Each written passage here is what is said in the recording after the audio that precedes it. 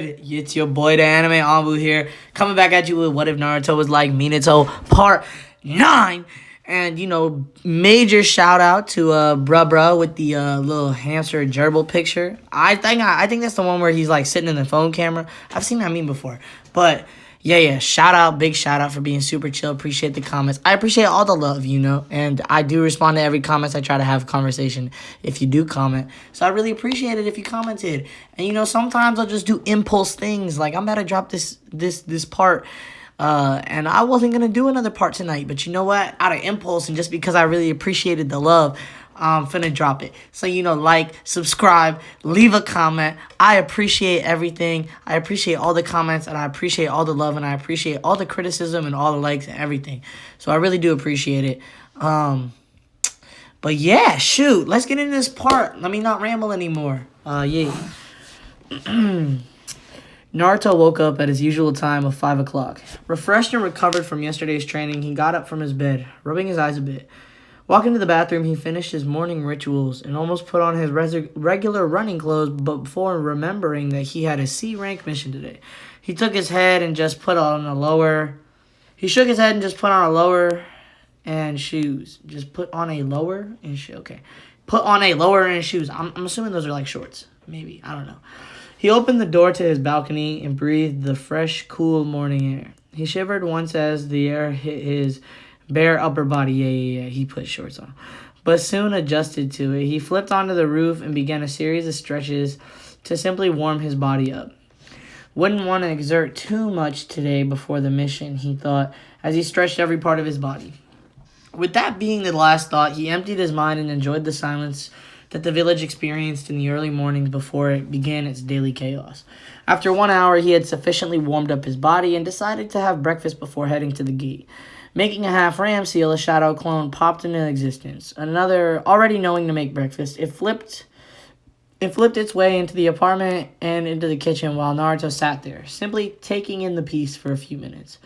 Kurama, in your ridiculously long life, have you ever taken the time to breathe and admire the sunrise? What brought this on, brat? Kurama's voice was a bit laden with sleep, signifying that he was napping as usual. Naruto shrugged, just asking. Despite what people tend to think about me, I don't rampage all the time, Even I take time to appreciate the simple joys of nature, he grumbled. Naruto lifted an eyebrow. Wow, people really don't understand you as well as they think they do. Kurama nodded mentally before shooing him away. Now go away, let me rest in peace, he said, cutting off their conversation. Naruto shook his head. He must have a passionate hobby of sleeping, which he adheres to like anything. He flipped himself back into his apartment, walking to his bathroom to freshen up. 10 minutes later, he was eating 4 scrambled eggs, all the while mentally compiling a list of what he should take with him. He created a shadow clone to clean up while he got ready. He dressed up as usual and sealed up whatever supplies he would need in a large sealing scroll, which he brought from the Higurashi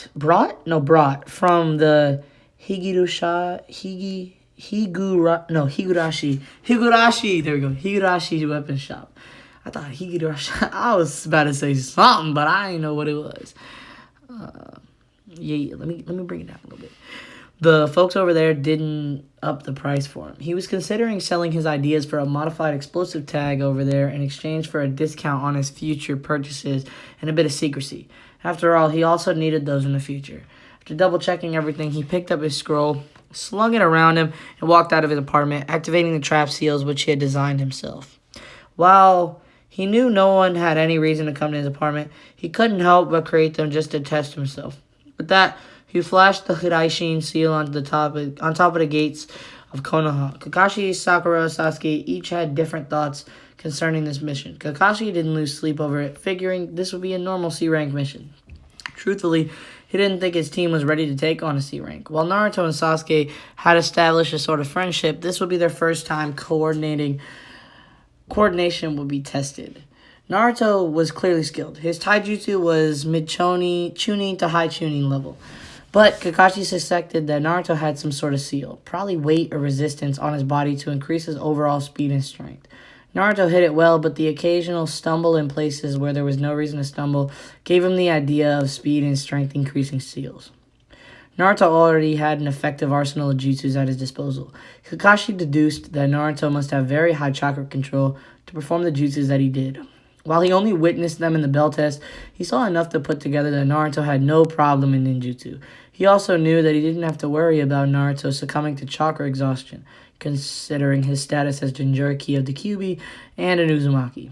Fuinjutsu was a branch of the ninja arts that not many chose to explore, considering how complex and vast it was. However, Naruto had already shown proficiency with seals. It wasn't hard to believe that Naruto would use seals. Knowing who his parents were, Sasuke was also skilled, but outclassed by Naruto. The boy had a loner personality, but had mellowed out a bit in the last 2 months. Kakashi knew the credit went to Naruto. He knew exactly how to push the Uchiha's buttons, and had somehow created a bond of friendship between them. The boy's taijutsu was good, but he could only go so far without a Sharingan. Kakashi didn't worry about it, knowing that once Sasuke awakened it, he would close the gap between him and Naruto. While the Sharingan was an excellent tool to use for ninjutsu, it really depended on the size of the person's chakra reserves. And he didn't even need to speak about Sasuke's proficiency in using ninja tools, which is true, because obviously the Shuriken and the Kunai Jutsu is like a major thing, you feel me? But I digress. Sakura was perhaps the only problem in Team 7. Her actions leaned more towards an obsessed fangirl than a kunoichi focused on her career. She would always be asking Sasuke out for dates, leading Kakashi to consider if the girl only became kunoichi to get close to Sasuke. She wasn't physically strong, didn't know any useful jutsus, proficiency with ninja's tools was mediocre at best, and tried to make others feel bad to make herself feel better. She's trash, basically. That's what we getting from this. Like, we already know all this stuff. Like, she's not good, bro. As was the case with her and Naruto. Thankfully, Naruto seemed to be well-versed in the art of ignoring Sakura. The only good thing about her, the only redeeming quality, we're about to find out what the author believes. The only good thing about her was that she had excellent chakra control and her intelligence. Her intelligence, she was an average. Like, how dumb are the ninjas in this society? Like, how dumb are kunoichis and like just regular old shinobi? Like, how dumb are they for Sakura to be considered like something smart? Is the Nara clan the only clan that shows any sort of intelligence? Like, oh my gosh, she was average. She was average intelligence. All right, bro. But that was of no use to her if she couldn't find a way to apply it on the battlefield. He had only taken this C rank to show his team that the ninja world wasn't as easy and forgiving as it seemed. They hadn't even experienced their first kills, though that could change if they came across bandits. Sasuke had his normal, neutral expression on his face as he walked to the gates for his mission. His thoughts, however, were anything but neutral. Sasuke couldn't understand Uzumaki Naruto no matter how hard he tried. Every time he thought he figured Naruto out, the blonde would seemingly switch angles and leave Sasuke confused again. At first glance, he gave off the impression of a clown, but that quickly changed on the day of the graduation exam. Since then, Sasuke kept a close eye on Naruto. On the day of the bell test, Sasuke had been outraged at the skill that was displayed by the blonde. He suspected Naruto's taijutsu was at par, if not greater than his own, but to engage in a spar with a Jonin, attacking and countering all attacks with a precision and fluidity Sasuke did not possess, was enough to ignite jealousy inside Sasuke. His ninjutsu was something Sasuke did not expect, but didn't exactly know why he was upset about it, so he didn't think much about it. Sasuke had somewhat expected Fuinjutsu and immense chakra reserves from Naruto, having read up on the Uzumaki clan and their prowess in the art. He could accept that, but that was not the most surprising thing that had happened to him. He had thought that Naruto would hold a grudge against him for how Sasuke treated him at the academy, but instead of giving him the same treatment, Naruto had extended a hand of friendship towards him, telling him that he was willing to put his differences aside in order to work together. At first, Sasuke had refused, firm on his belief that he will only be held back, but Naruto persisted, to the point that Sasuke agreed if only to get him to shut up. And it was alright to work with him. And it was alright. There was a pause in between alright. I was just going a little faster. Sorry. Sometimes I tend to speed up, and that's on me. Yeah, I digress. Let's continue. Naruto invited him to the occasional ramen with him at Ichiraku's. Sasuke had accepted every time, desperate to piece together the puzzle of Naruto. They usually talked about their training schedule. More like Sasuke wanted to know how Naruto became so strong. They talked about their childhoods, surprising Sasuke just how similar they were. Something they just complained about. Sometimes they just complained about Sakura. My bad. with Naruto rambling and Sasuke pitching in every 5 minutes. And the weird thing about these meetings, it became easier to talk to him every time. Sasuke was now pretty sure that he did not consider Naruto as a weakling to be dismissed at first glance, but rather as a scale to measure himself against. He respected him. He wanted to become as strong as Naruto in hopes that he would surpass him and finally become powerful enough to kill his brother. He had accepted Naruto as a comrade for now. Yikes. Sakura happily made her way to the gates, Sasuke being the main thoughts on her mind. She was sad how Sasuke always denied her a date, but she kept her spirits high just in case he decided to accept it next time. But in the past 2 months she had spent with him, she was witnessing some rather troubling developments. The first was that she was forced to accept that she could not use Naruto as a step to boost her confidence anymore. He made it very clear that he would not tolerate her picking on him anymore. That made her realize with a small amount of shame that she had very unnecessarily picked on Naruto, with no hand in anything that upset her.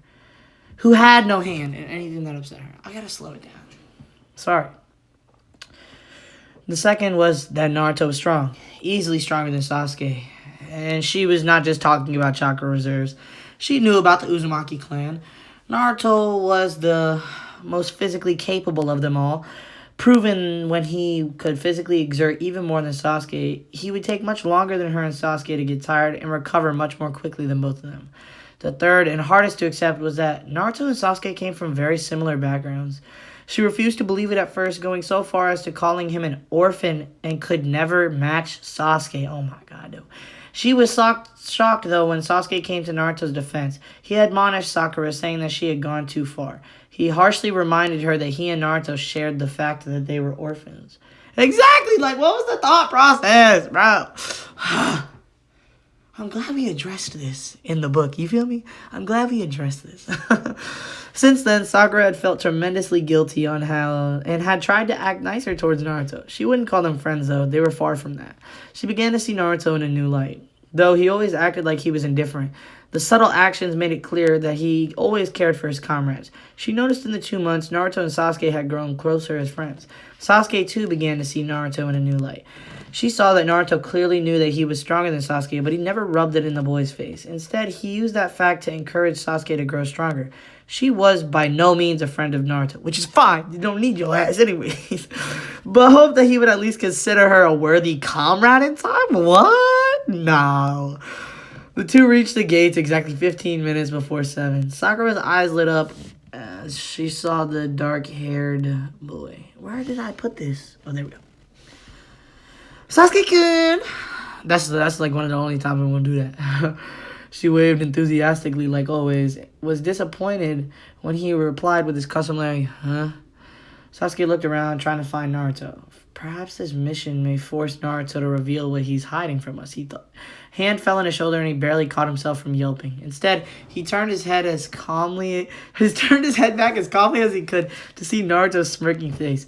Sasuke tried to play it cool, but Naruto knew he already seen his moment of weakness. Before he could do anything, Naruto chuckled and patted his shoulder. It's okay, Sasuke. Even Anbu would be hard-pressed to detect me in the middle of my pranks.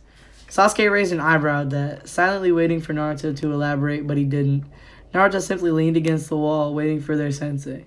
Sakura had a confused expression on her face. Naruto, why don't you have a backpack like me and Sasuke? Naruto replied, well, for one, sealing scrolls are just more practical to use. It takes time to take off your backpack and rummage through everything to find what you need. All you need to do in a sealing scroll is unroll it, push chakra into the required seal, and voila. So much quicker than backpacks, don't you think?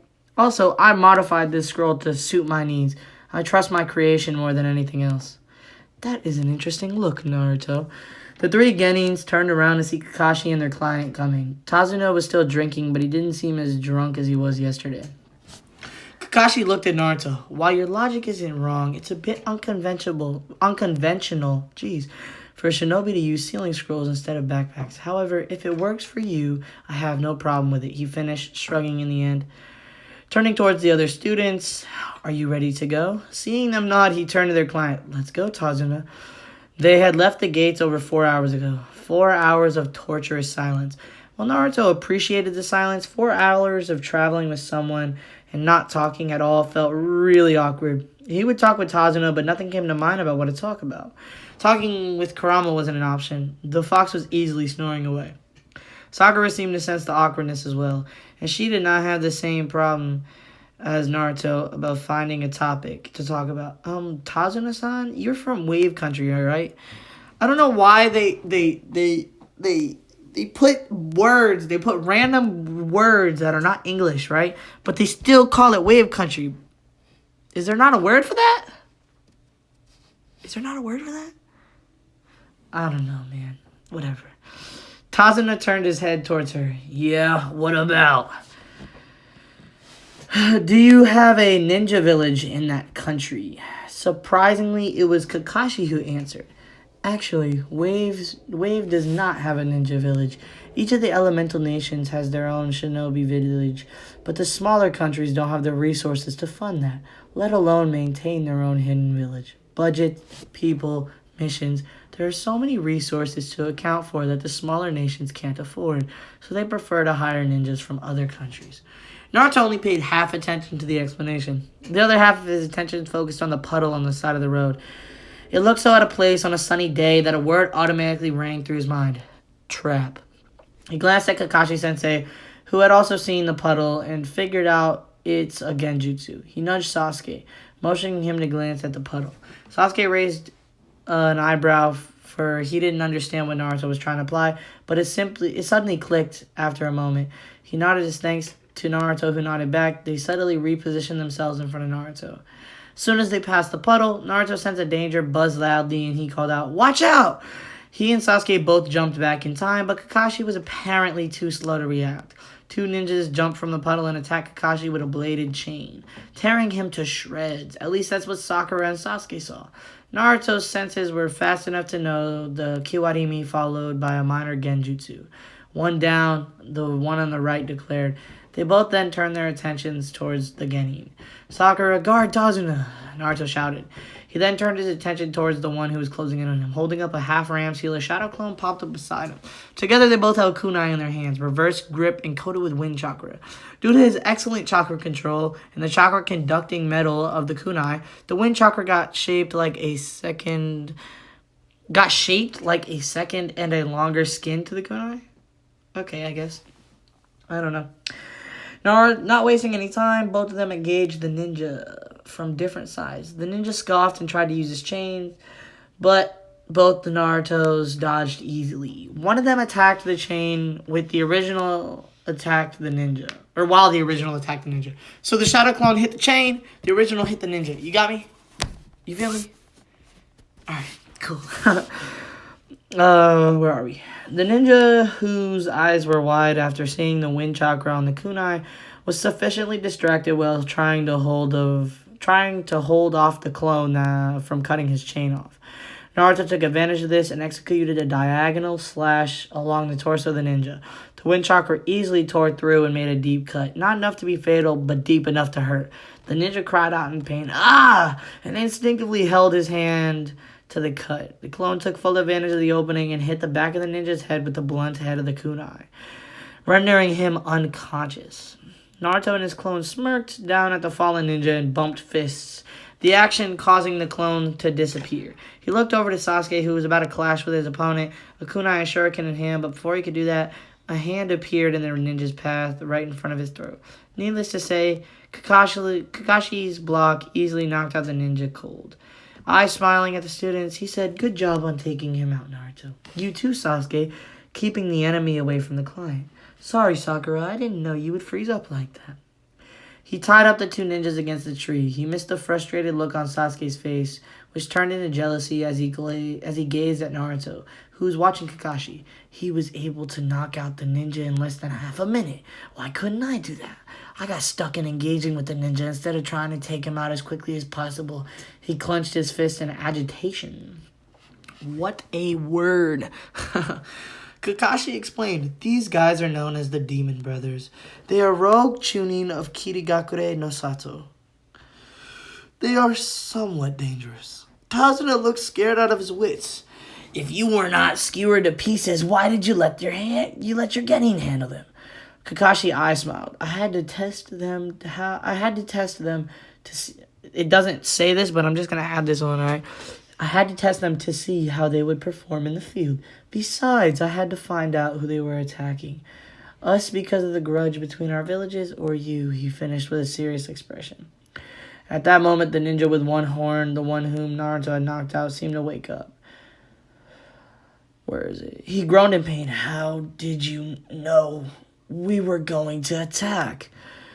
Naruto spoke up before Kakashi could. A puddle on a completely sunny day, added to the fact it hasn't rained in weeks. Well done, genius, he sarcastically clapped. Sakura let out a light giggle at this. Naruto's snark was funny when it was aimed at others. Kakashi narrowed his eyes at Tazuna. We need to talk. Tazuna adopted a nervous expression. About what? It was stated in the mission scroll that you needed protection from bandits, not rogue ninja, especially from Kirigakure, where the ninjas complete their missions, no matter the cost. Why would they be after you? His tone was light, but the suspicion was heavy. Unless they were hired specifically to take you out. Naruto added his 2 cents, pointing at Tazuna. Tazuna tried to think of an excuse, but it was already too late. With a resigned sigh, he asked them, have you heard of a man named Gato? Kakashi questioned with a thoughtful frown. Do you mean who is among the richest men in the nations? That Gato? Yeah, I've heard of him. Naruto stated. Kakashi raised an eyebrow, silently asking to elaborate. He's the owner of a shipping company. When I last read about him, he was among the top 15 richest in the nations. Suspected for criminal activities, but no proof, he said with his arms crossed. The very same, Tazuna agreed. Though now he's among the top 5. He came to Wave Country a bit more than 2 years ago. First, we didn't think anything of it. But soon he had bought up all the shipping industry of our nation. You see, Wave Country is an island, so we are dependent on the shipping to get goods out. But that wasn't the worst part. He used his monopoly to drain the country dry. The people live in poverty. Many lost their houses to Gato. Whoever protests is killed. He takes what he wants with his hired thugs, making sure nobody dares to oppose him. His shipping businesses cover his criminal activities. He deals with drugs, alcoholics, rare goods, even slaves. Did he, though, in the show? Did he do all that stuff? I thought he was just a drug dealer. I thought he was like a drug lord or something like that. I did not think he was dealing with all this. Damn, yo, Gato really was, I guess, about it or whatever. That's crazy, though. Sorry, I'm moving my chair around. I had to plug my AirPods in. You just saw it. Donde? Where are we?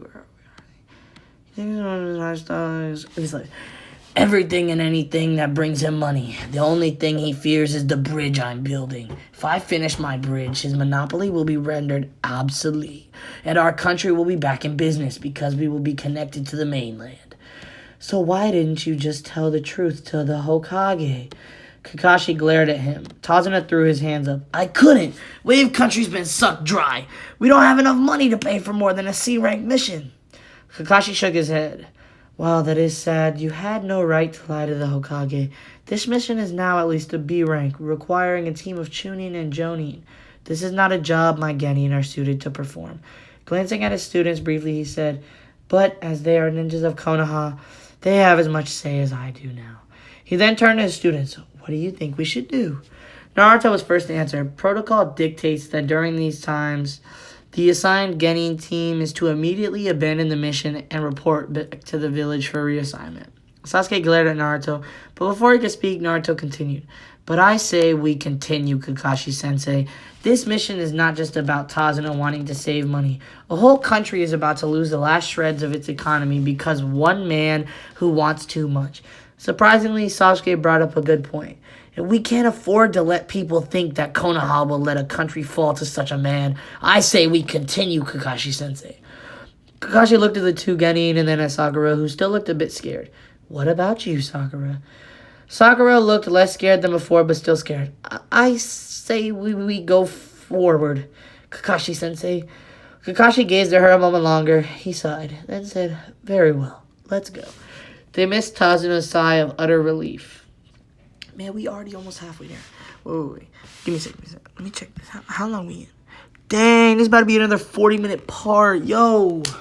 Y'all some lucky guys, man. I was really not going to post a video at all tonight. I was not going to post one. I already did, but I wasn't going to post another one. And now I'm making this one, so yay. Yeah, so leave a comment, man. You know, I really appreciate it. I really do. I respond to all of them, and I like them all. I heart them all. I try my hardest to respond as quickly as possible. As you can tell, though, I don't have my notifications on, so I can't tell what's a video, what's a comment. So I try to do it periodically. But yeah, I digress, and let's continue. Naruto put seals on the brothers' foreheads, putting them to sleep. Kakashi told him that the Konoha shinobi would be arriving to take them, so he should leave instructions for them on how to release the seal. After that, the team and Tazuna continued without any further delay, until they reached a coast where Tazuna had organized transport to Wave Country. The man greeted Tazuna and cast a wary eye of the Konoha shinobis, but kept his words to himself. He steered them, appearing extremely nervous despite the dense cover from the morning fog. As soon as the bridge came into view, Kakashi let out a low whistle. That is one impressive bridge, that is. Naruto shook his head in wonder. I've never seen anything as awesome as that bridge before. Sakura was gaping at the sheer size of the bridge, and Sasuke was, like always, neutral-faced. Once they reached the shore, the fisherman wished Tazuna the best of luck to get home safely, while Tazuna thanked him for his help. Kakashi asked Tazuna, how long is your home away from here? A journey about an hour and a half. Kakashi nodded and motioned for his team to start walking, though he didn't know the reason why he felt a sudden sense of foreboding. Glancing toward his team, he wasn't entirely surprised to see that only Naruto share his wariness, eyes darting around, ready to react at the slightest notice, and react as did. Without any warning, a shuriken flew into a bush on the side, courtesy of Naruto. Sasuke, I don't know if you can hear that. That's my brother just screaming for no reason. Sakura and Jesus Christ, dude. Dang, dog. Yo, he's yelling. Sasuke and Sakura jumped at that, along with Tazuna. Kakashi just narrowed his eyes. What is it, Naruto? Naruto walked to the bush, a kunai ready in hand, though he was confused when he only spotted a white rabbit, scared to the bone.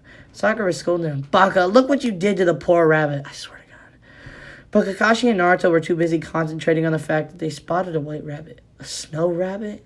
Whose fur is white in the spring. The absence of brown fur indicates it was raised in captivity.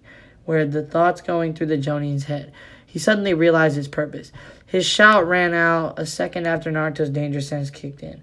Down! Everyone dropped to the ground just in time to avoid a giant spinning from cutting off their heads. Okay. Naruto saw that Sasuke was able to bring Tazuna just in time. Everyone stood up and turned around towards the tree in which the sword was buried. A man standing on the handle. He had black hair and brown eyes. His slash kitty headband tilted upwards to the left side of his head, signifying his status as a missing nin. He wore mist-striped pants and hand warmers that extended to his biceps. Kakashi's voice took a tone of mock surprise. Well, if it isn't Momochi Zabuza, rogue nin and former member of the Seven Swordsmen of the Mist. The now identified Zabuza raised a non-existent eyebrow. So you've heard of me. The man's posture radiated confidence and power. I'm going to ask you to hand over the old man to me. You do that, you get to escape with your lives. Kakashi had a bead of sweat running down his face. This is really bad. Zabuza is a high A rank nin, bordering S rank, which easily upgrades this B rank to A rank. Naruto had similar thoughts running through his head. Damn, our luck must be really bad if we have to face against a swordsman of the mist. I don't stand a chance against him, but we have no choice other than to fight. Damn it. Naruto took out two kunai from his hip pouch, held it in reverse grip and ready to engage, but Kakashi held a hand in front of him. Everyone stay back. He's not someone you can take on. It'll be tough even for me, unless I use this, he said, lifting up his itayate and exposing a blood-red eye with 3 tamoni in a circular pattern. Zabuza gave a dark, amused laugh. The Sharingan. This early, Kakashi? I'm honored. I've read about you back when I was in the Anbu. The man who is said to have copied over 1,000 jutsu. Sharingan no Kakashi. Sasuke's head whipped around to stare at Kakashi, more specifically at his left eye. How does he have a Sharingan? It's supposed to be an Uchiha clan dojutsu. Did he steal one on the night of the massacre? Before I could think of anything else, mist slowly started to surround them. In just a few moments, the mist was so thick, it was hard to see 2 feet in front of them. Wow, that's really thick mist, guys. Suddenly, an incredible amount of killing intent filled the air, causing all of them to tense up, but Naruto relaxed after a moment, having gathered his wits. This was nothing compared to what Kurama put him through. Sasuke and Sakura were another story. Sasuke was frozen in place, while Sakura barely kept herself from crying. She should be crying and wetting herself like a little doggy. The killing intent seemed to relax, and Kakashi's voice rang out. Don't worry, Sakura. Sasuke, there's no way I'll let a comrade die. Kakashi had released his own killing intent, easing up some of the pressure. Turning back, Kakashi said, he'll come after me first. Zabuza is the known master of the silent killing technique. Before you know it's over. Naruto whispered, but Sensei, aren't you at a disadvantage here? The Sharingan's not meant to see through dense fogs. You'd be needlessly wasting your chakra. Kakashi had to admit that Naruto had a point, but before he could say anything, Zabuza's voice came from all around the mist. 8 points. Liver, lungs, spine, clavicle vein, jugular vein, brain, kidney, and heart. These places, if hit too hard or cut too deep, are a one-hit kill. Now where should I strike first? Naruto formed a single bird seal. Futon, Topa, wind style, breakthrough. The burst of wind he expelled blew away the fog, revealing Zabuza standing a few feet away from the group, sword in hand. Now it's better for you, Sensei. Naruto smiled. Kunai held in reverse grip. He had already released all his resistance seals. Zabuza clicked his tongue in annoyance. Annoying brat. He canceled out my jutsu. How the hell does a Genin know wind manipulation anyways? Naruto saw it. Zabuza was staring at him with annoyance, but before he could react, Kakashi appeared behind his back, slashing at him. Zabuza collapsed in a puddle of water. Mizubunshin, huh? Naruto and Kakashi thought simultaneously. Zabuza appeared behind Kakashi, slashing him off. A flicker of surprise was visible when Kakashi too collapsed into water. Kakashi came up behind him. Nice try, he mocked. Zabuza chuckled. So you copied my jutsu, hiding in the trees and waiting to strike. Clever. He swung his blade towards Kakashi, who ducked under it and slashed his own kunai as a counter. However, the force behind Zabuza's blade was more than Kakashi anticipated, and almost went down to his knees. Zabuza did not hesitate in giving a chakra-enforced kick to Kakashi, who was unable to dodge in time. Gritting his teeth, he crossed his arms and blocked it. He was rewarded with promptly being sent flying over into the water. Surfacing, he instantly knew something was wrong. The water was too heavy. Too slow, Zabuza said, as he appeared behind Kakashi, weaving hand seals. Suiton! Suito no jutsu! Water style, water prison. In a matter of seconds, Kakashi was trapped in a dome of water maintained by Zabuza, though both of them didn't notice Naruto's smile, having successfully copied the jutsu. None of you know what it means to be a ninja. When I was your age, I already had blood on my hands. Sakura asked, what do you mean? Kakashi said, he's talking about the reason he became known as the Demon of the Mist. 15 years ago, a child killed over 100 students. A child who wasn't even a ninja. Naruto lamely uttered, oh. He was quick to recover. Well, here goes. Kakashi tried to stop him. Don't, Naruto. We've lost. Take the client and run. Hell no, Sensei. We're not going without our team leader. You still owe us some real training. Naruto was about to use water chain jutsu to disrupt Zabuza's chakra control on the prism, but was forced to dodge the water clone that tried to take his head off. His heart was pumping. His adrenaline levels rising. His mind entered battle focus. Zabuza complimented Zabuza. Using a jutsu while maintaining another one, that's some really impressive chakra control. He easily weaved between the slashes. Zabuza the clone chuckled. Thanks, kid, you aren't too bad yourself, dodging my strikes like that. Why did I sound like that? But whatever. Naruto flipped back, putting some distance between him and the clones. Well, having a giant butcher knife like that doesn't exactly do you a favor in the Department of Speed, pal, he offhandedly commented. Forming the hair sign, he thought, Suiton, Mizurapa. Water style, water wave. A wave of water rushed at the clone from his mouth, who jumped up to dodge, smirking. Naruto formed a half ram to weave the water towards the clone, who couldn't dodge midair. He was expelled into water. Not wasting any time, Naruto maintained the half ram and formed over 20 shadow clones who moved to engage the real Zabuza, who scoffed and easily dealt with them with his blade one by one. While this was happening, Naruto took the opportunity to shake Sasuke out of his stupor. Gripping his shoulder tightly, he harshly whispered, Get your head in the game, Sasuke! I need your help to free Kakashi-sensei. He seemed to do the trick as Sasuke snapped back into his awareness. In a moment acknowledging Naruto as leader, he asked, What should we do? Naruto unrolled his scroll and slapped his hand onto the seal. A puff of smoke revealed the Fuma Shuriken folded. Naruto rolled the scroll back and slung it. All of this happened in just 10 seconds. He handed the folded shuriken to Sasuke, who glared at him. A simple Fuma Shuriken won't work, dope. Naruto thrust it into his hands anyways, an impatient look on his face, then said, just follow my lead. As soon as Sasuke held it, a look of realization came onto his face. He looked at Naruto with wide eyes, who smirked and winked at him. A predatory smirk of his own appeared as he followed Naruto's plan. Zabuza had just finished off the clones when he spotted the Uchiha holding a Fuma Shuriken and running at him. The brat leapt impressively high and threw it at him. Zabuza was not impressed. He simply plucked the shuriken from the air as if catching a frisbee. A frisbee, you mean? They said frisbee, I swear. Is that all you can think of, brats? Suddenly another shuriken appeared, hidden in the shadow of the first. Zabuza scoffed angrily. You're underestimating me, brats. Still not good enough. He simply jumped over the shuriken, but his other hand still maintaining the water prison. Got him, Sasuke murmured with a smirk as Naruto beside him disappeared in the smoke. Zabuza's eyes widened as he heard a poof behind him, seeing the second shuriken turning into Naruto. He had a kunai in hand. Naruto figured with a tiny smirk that just throwing a kunai wouldn't do the job, so he would let loose the flying thunder god just this once. Oh, yo, first flying thunder god. Yeah, let's go. Yeah. Okay. The kunai he was holding had his jutsu shiki on the handle. Just to maintain the appearance of a kawarimi, he had another kunai ready. He threw the kunai with his formula towards Zabuza, who cursed mentally. I can't dodge that unless... He released his hold from the water prison, jumping to the side. Just as the kunai cut Zabuza, Naruto threw the normal kunai a little bit upwards beside him and vanished in a blue flash. Holding the handle of the marked kunai in his left hand, spinning midair, he landed a clean one open palm thrust into Zabuza's chest, who was too stunned at the fact Naruto appeared in front of him in an instant. The purpose of the thrust was not to injure, but rather to mark Zabuza, so he would know where he is. Still, Zabuza skid back a few feet from Naruto, who landed on the water. Zabuza glanced to where Naruto had thrown the kunai. He saw the kunai buried in a rock over there. Was that Kawarimi? No, if it was, the brat wouldn't snatch the kunai midair, but would appear with the kunai. Just what was that? Yeah. Okay, I digress. Sorry.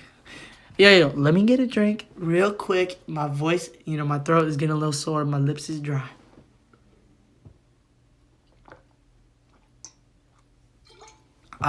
Drink some water.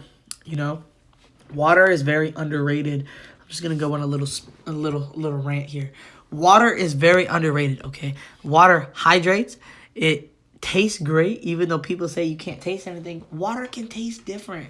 Different brands of water definitely taste different. Okay, water is good for you. Drink water. Hydrate. Okay, it's necessary. Drinking water will help with headaches if you have headaches, because your headaches could be caused from dehydration, things of that nature. Okay, water is good for you. All right, water's good. But I'm back now. Let's read.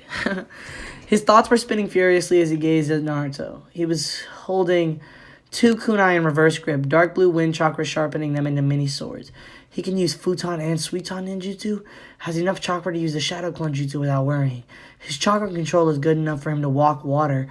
And he can use wind chakra to sharpen his kunai? Is he a genin for real? He dashed towards Naruto, who prepared to flash step away if necessary, defend himself. That's enough from you, brat! Just as he was about to stab Naruto, he was blocked by none other than Kakashi. He had halted the sword using reverse-gripped kunai, rage swimming in his eyes. You've got some nerve. The whisper was deadly enough that even Naruto shivered a bit. He was not only angry at himself for making a rookie mistake and getting caught, but the man had the gall to attack his genin. Your trick won't work twice, Zabuza, he promised the man slowly. Without turning his gaze, he spoke to Naruto. Brilliant plan, Naruto, distracting Zabuza by getting Sasuke to help you. Excellent job. Zabuza tisked. I lost concentration for a moment and canceled the technique. Don't give yourself too much credit. You were forced to cancel it. Kakashi's sharp voice cut it. Naruto nodded. Seeing his work was done, he put the kunai away and flashed that back to Sasuke, who jumped a bit at his suddenness. He observed Kakashi, who had jumped away from Zabuza and was using the power of the Sharingan to its full effect. Immediately, he put his index and middle finger into the water, eyes on Kakashi's hands, and sensed his chakra. He carefully sensed how his chakra was being molded inside Kakashi. After a chain of 40 hand seals, Jesus, 2 identical water dragons appeared, taking each other out. Zabuza moved in to engage Kakashi with his blade. Kakashi parried back. They continued this for 2 minutes, after which Zabuza jumped back, starting a new series of hand signs. Kakashi wasted no time in copying them, and Naruto wasted no time in using his own style to copy them. I'm hoping those are comments. I really do, so I can respond to them when I'm done recording this. How long has this recording been? Sorry, give me a second. 40 minutes. That's not that long, actually. I thought it was going to be like an hour. Plus, we're like 6/8 of the way there. We're like pretty close, you know. So I did think this was gonna be longer. Wouldn't that make it 3/4? 6/8, 3/4? Yeah. We're about 3/4 of the way there. Sorry, I don't know why I made it more difficult. But yeah. So I hope I can reply to those comments. If they are comments. I hope they are. Okay. Where are we? Sasuke was in a daze, seeing the power of the Sharingan so close. Did he copy all those hand seals? My moves, Zabuza thought before he was interrupted. Reading them, Kakashi said, finishing Zabuza's thoughts. Did he read my mind? He is really pissing me off with that damn eye of his, Kakashi finished. For Zabuza, continuing to copy Zabuza's hand signs. Continuing with his hand seals while Kakashi's copying Zabuza, the man yelled, all you're doing is copying me. You can't beat me with those cheap circus tricks, you monkey bastard. Kakashi yelled the same thing, continuing to copy hand signs. Jesus, he could copy his voice too? Shit.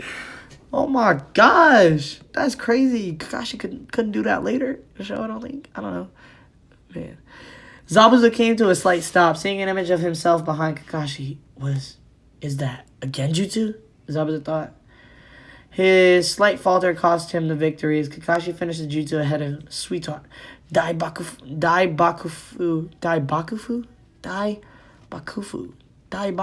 no jutsu, I think. Giant vortex jutsu. Literally, a giant vortex formed around Kakashi, much larger than his body. It approached Zabuza at incredible speeds. He was unable to do anything. It slammed into him, and he was washed away like an insect under the force of the jutsu, slamming roughly into a tree and leaving him dazed. Kakashi approached Zabuza with a kunai in hand, intent on finishing him off. Groaning in pain and bracing himself for death, Zabuza asked, "Can you see the future?" Kakashi answered, "Yes, and your future is death." Naruto's sweat dropped. What a corny guy. Just as Kakashi was about to finish the job, 2 senbon came out of nowhere, hitting Zabuza in the neck. The man fell to the ground with a thud. All of them looked around to the spot where the senbon came from, but Naruto pointed to the trees, which came a soft chuckle. A masked person was standing on a branch. Looks like you were right. The person had long black hair with a slender frame. The outfit was Kirigakure's pinstriped, which stopped at his knees. His? What? Man. No, I'm playing. There was a brown sash around the waist and with a tail wrapped around twice. Okay.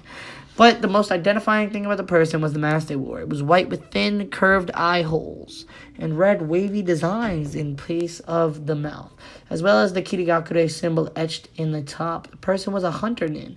Naruto couldn't place the voice as female or male. It was unsettling. He would assume it was a male, though.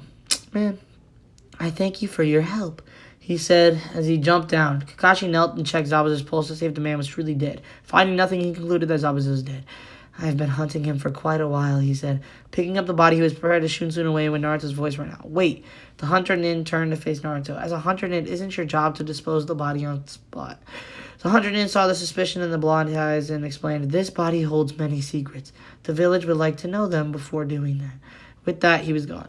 Kakashi pulled his headband down. With that, it's over with. And promptly fell face first into the ground. Man, that must hurt. Face first into the ground. Man. Nah, I'm messing around. You see, when it gets about this time, you know, I just, like, start messing around. So, yeah. Alright. Drinking my water again. Sakura rushed to him. Kakashi-sensei! She turned him over to see that his eye was closed. It's probably chakra exhaustion. She turned towards Naruto. He explained, the Sharingan is an Uchiha Kekkei Genkai. It's not meant for him, and as such, it consumes his chakra faster. He just needs time to recover. Tazo spoke. Well, in that case, let's hurry to my house where he can recover safely. Naruto nodded and created 3 shadow clones. One of them hinged into a stretcher, while the other two put the exhausted Jonin on it and started walking. So one of the clones is literally a stretcher right now. Sasuke walked beside Naruto. Hey, Naruto.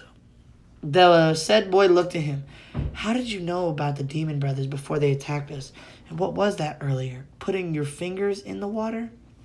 Naruto turned to him, confused. Haven't I told you that I'm a censor? Sasuke's eyes immediately narrowed at him. What? Naruto sighed. This will take a while. Meanwhile, back in the village, the Sandaime... Oh, we're almost at the end. All right. The Sandaime was sitting in a meeting room with the Shinobi Council on one side and the Civilian Council on the other. The three elders, Homura, Koharu, and Danzo, stood on his right. A civilian spoke up. Why have you called this meeting, Hokage-sama? Hiruzen did not reply to this, eyes closed in an expression of deep thought. At last he spoke. Do you all, especially the Civilian Council, he glared at the mentioned council, know why the Civilian Council was established by my sensei, the Nidaime? There was no answer from both sides, but the elders in Shikaku seemed to grasp the true purpose of this meeting from the question. Koharu moved forward. Hokage-sama, you can't... She was silenced by a wave of killing intent. It made one thing very clear in everyone's head. He is in a bad mood. To assist the Shinobi Council in times of war. Last I checked, Konoha hasn't been at a war for the last 15 years. Therefore, your entire existence is debunked. Outraged cries came from the civilian section, but killer intent from the Shinobi side for interrupting the Hokage silenced them. The Hokage glared at them. If anyone interrupts me one more time, I will have that person executed. Understood. He enforced that threat with killing intent. After seeing their urgent nods, he continued. The only reason I have checked the records thoroughly. He said, motioning to the big pile of paperwork beside him. That the only reason they exist is because of political mongering and bribing some members of the Shinobi Council. His eyes swept the entire room, intensifying the tension. My hands were tied after the Kyuubi's attack in the Uchiha massacre. The Civilian Council took advantage of this and began to take charge of more important tasks by bribing the Shinobi side, he said while glaring at the two elders, who didn't even look into his eyes. Until they finally managed to get their hands on the Shinobi Academy, the most important stage of a shinobi's career, challenging the syllabus and actually lowering the standards of shinobi. The council gradually became more corrupt. Tell me if I'm wrong. He finished, practically glaring at everyone. Danzo gritted his teeth. The council was easy to manipulate, and as such was a form of power that he could control, not the Hokage. But it seemed Sarutobi had finally had enough of their bullshit and was going to dissolve the council. The worst about all of this, he could not lift a finger to do anything without resorting to Shisui's eye, and he would rather die than attempting something that foolish. No one spoke in the council room, which was enough of an answer that the Hokage had hit the bullseye. I will hold a vote now to dissolve the Civilian Council. Fat Man stood up, face red, and shouted to the Hokage. He didn't even finish the first word that came out of his mouth before his head rolled onto the ground. Damn! Courtesy of the Anbu. Damn! He dead! They done sliced his head clean off! Oh my gosh! Oh my gosh!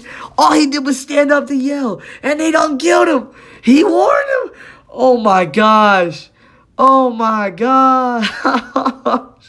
For a second there, I thought that was Choza. I really thought that was Choza. Wow. They cleaned it up and vanished back into the shadows. Suddenly seeming to remember something, he turned to the elders. Before I commence the vote, the elders would not be voting, seeing that their position only allows them to advise, and as such, have no final say in any decision made by the Hokage. Koharu and Hamura had a defeated posture, heads down, shoulders sag, an aura of dismay. Danzo simply stared ahead, not showing any emotion. Sarutobi had caught them totally unaware with this maneuver. All against dissolving the Civilian Council on basis of the charges that I have read. The entire civilian side raised their hand, but they knew they were defeated. All in favor of dissolving the Civilian Council on the basis of the charges I have read. The entire Shinobi side raised their hands. Raised their hands. Their numbers were equal to that of the civilians, but the air of smugness was unmistakable in the room. A tie-breaking vote was required by the Hokage, who said, I am in favor of this notion. Straightening up, he declared, "The Civilian Council is dissolved as of today. I will appoint a shinobi committee to review all the corrupted laws that I've passed related in favor of them. A separate division will be responsible for reviewing shinobi areas. The Civilian Council can leave now." All of them got up slowly. In air defeat around them, they filed out of the chambers one by one. "The elders, please leave. I have something important to discuss with the shinobi clan heads." The elders couldn't protest against this as well. Clan business was serious, and no one, even the Hokage, was to interfere unless it concerned the integrity of the village. As soon as they left the room, he rose and snapped his fingers. An Anbu appeared with a scroll held in his hand.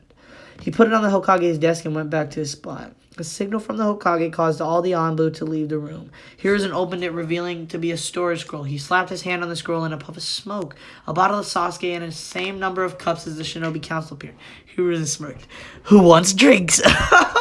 Yo! Yo! That's good, though. That's funny.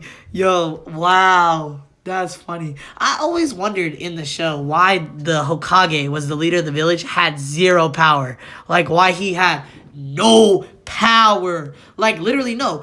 All those people around him are just advisors, clan heads, and freaking civilians. Like, they're his advisors. He's supposed to be the leader. But, nah. Man, that's crazy. Wow. They really done killed that guy with no type of remorse, reservation, nothing. Wow. But with that, this was What If Naruto Was Like Minato Part 9. I really appreciate all the comments, likes. If you want, like, subscribe, comment. I reply to all comments. I heart all comments. I do my very best to see all the comments as fast as I can. And I'm really appreciative of all the support that this series has been getting. And I'm really looking forward to receiving this thing on Wednesday so that I can start this new series for you guys while I'm doing this one. I want to drop a lot of videos. I have a lot of content that I've got stored up right now that I'm waiting to just release. I'm just waiting for this microphone to get here so that it can sound better. But, yeah. With that, the secret word, I guess, is going to be lemon. Say lemon. If you say lemon in the comments, I'm going to give you a shout out. Or if you just have a conversation with me or seem like genuinely chill, I'll also shout you out, just like I did with my man's bruh. All right? So, yeah, without further ado, shoot, I'm about to be out. That's a wrap. That was a good episode, I feel like, personally.